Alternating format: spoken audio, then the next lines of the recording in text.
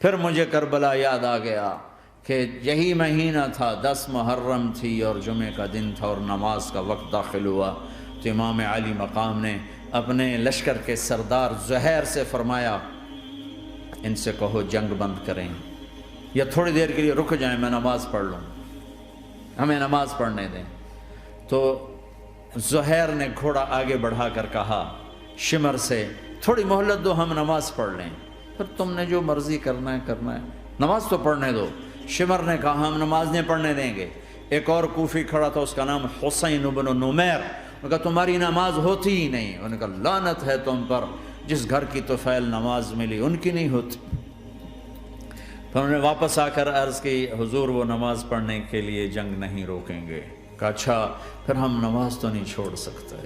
میرے رب کی قسم اگر حسین نماز نہ پڑھتے تو انہیں کوئی فرق نہ پڑتا، لیکن ایک فرق پڑتا کہ پھر پیغام ادھورا جاتا، میسج ادھورا جاتا، اور میسج یہ دینا تھا کہ زیر خنجر بھی یہ پیغام سنایا ہم نے کہ ہم نے تلوار کی دھاروں کے نیچے بھی سر جھکانا ہے، اور ہم نے تڑپتے جسموں کے ساتھ بھی سجدہ کرنا ہے، اور ہم نے زخمی جسموں کے ساتھ بھی اللہ کے سامنے رکوع کرنا ہے، اور ہم نے خون آلود جسموں کے ساتھ بھی رب کے سامنے کھڑے ہو کے آنے والی نسلوں کو پیغام دینا ہے کہ نماز وہ ہے جسے اس وقت میں بھی نہیں چھوڑا جا سکتا،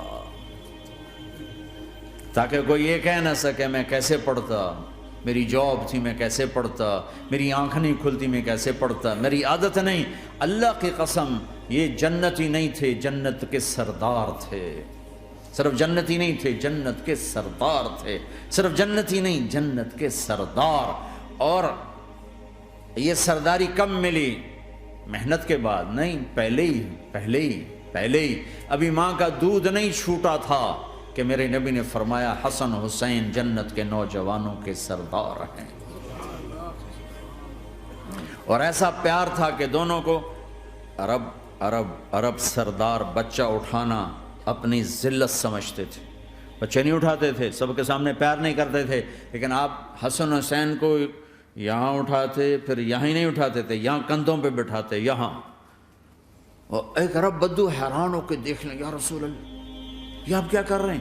مطلب یہ کتنی عیب کی بات ہے کہ آپ جیسا سردار اور یہاں بچوں کو بٹھایا ہوا ہے۔ کہنے لگا آپ ان سے بہت پیار کرتے ہیں؟ کہا ہاں میں ان سے بہت پیار کرتا ہوں، اور صرف میں نہیں کرتا، اللہ بھی ان سے پیار کرتا ہے۔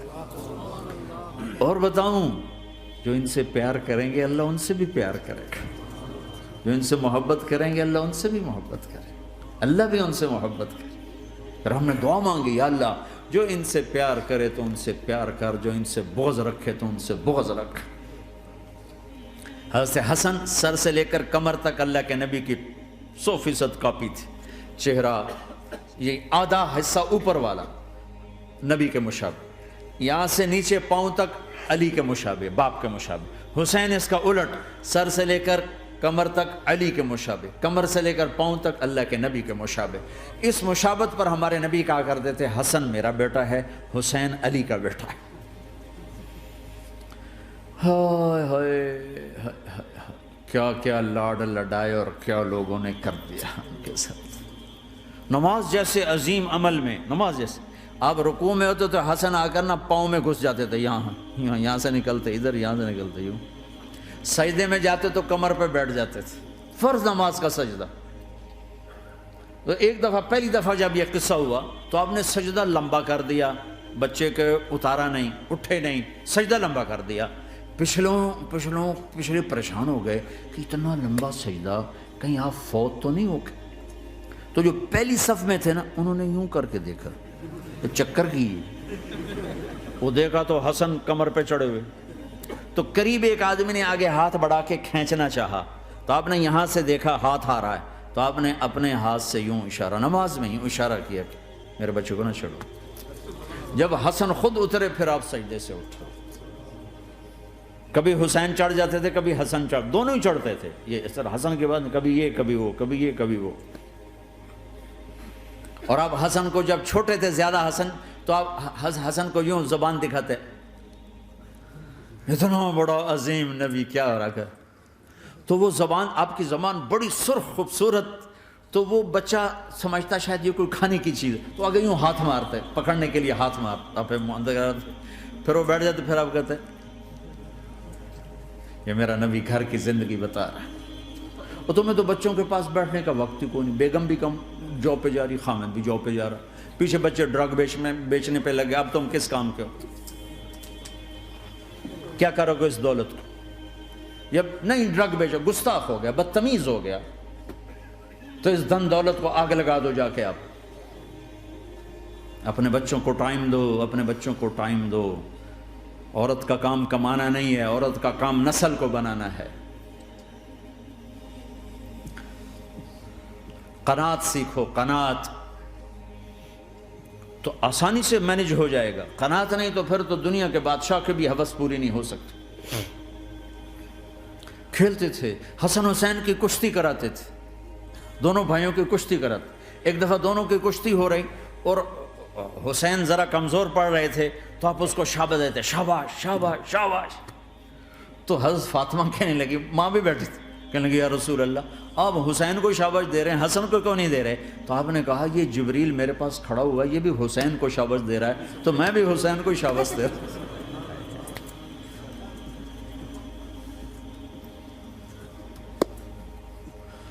ایسی ہستیاں،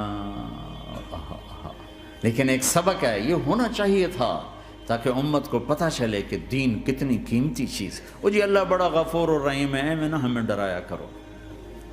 ہاں اللہ بڑا غفور الرحیم ہے، لیکن اس کا کوئی عدل بھی ہے۔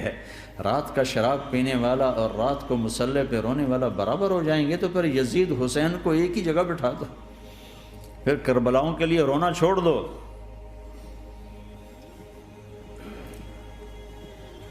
رات کو ناچنے والی، رات کو رونے والی برابر ہو جائیں گے، سود کھانے والا، حلال کھانے والا برابر ہو جائیں گے، شراب بیچنے والا اور مزدوری کرنے والا برابر ہو جائیں گے، جھوٹ بولنے والا، سچ بولنے والا برابر ہو جائیں گے۔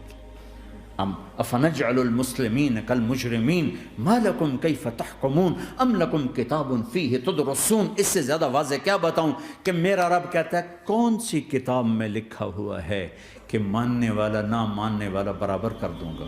کون سی کتاب میں؟ اللہ کو یہ کہنا پڑ رہا ہے ام لکم کتاب فیہ تدرسون، کس کتاب میں یہ لکھا ہوا ہے؟ ام نجعل المتقین کالفجار، ایک بدماش اور ایک فرمانبردار کو برابر کر دوں؟ کہاں لکھا ہوا ہے؟ ایسی ہستیاں،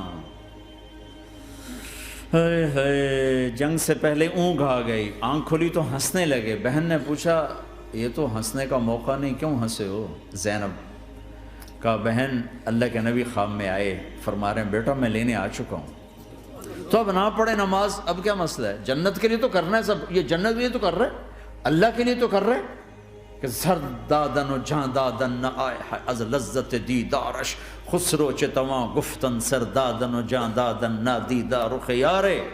اس اللہ کے لیے تو سر کٹا رہے ہیں، تو وہ تو راضی ہو چکا ہے، نبی آ چکا ہے، آؤ بیٹا میں لینے آ چکا ہوں، تو اب نہ پڑھیں نماز؟ نہیں نہیں، برمنگم والوں کو کون بتائے گا کہ نماز کیسی چیز ہے؟ انہوں نے کہا جی وہ نہیں جنگ روک کرے گا، پھر چلو نماز پڑھو، نماز تو نہیں چھوڑی جا سکتی۔ آدھوں کو روک دیا تم جنگ کرو، آدھوں سے کہا تم نماز پڑھو، آدھوں نے نماز پڑھی، آدھوں نے جنگ کی۔ پھر جنہوں نے نماز پڑھی انہوں نے کہا تم آگے بڑھ جاؤ، ان سے کہا تم جا کے پیچھے اللہ کے بارگاہ میں سجدہ کرو۔ 1400 سال کی تاریخ میں ایسے نمازی میری نظروں سے نہیں گزرے، اور ایسی نماز نہیں پڑھی گئی نبی کے زمانے کے بعد۔ آپ نے بھی صلاۃ خوف ایک پڑھی تھی، وہ نبی تو نبی ہوتا ہے، اور کیا ان کا حال تھا، خون و خون، اپنے خون سے وضو کیے یا کربلا کی مٹی سے تیمم کیے؟ جب سجدوں میں سر رکھ کے سبحان ربی الاعلی کہا ہوگا تو دھرتی میں کیا ہلچل مچی ہوگی۔ نماز نہ چھوڑا، نماز نہ چھوڑنا، کوئی عورت نہ کوئی مرد، نماز نہ چھوٹے۔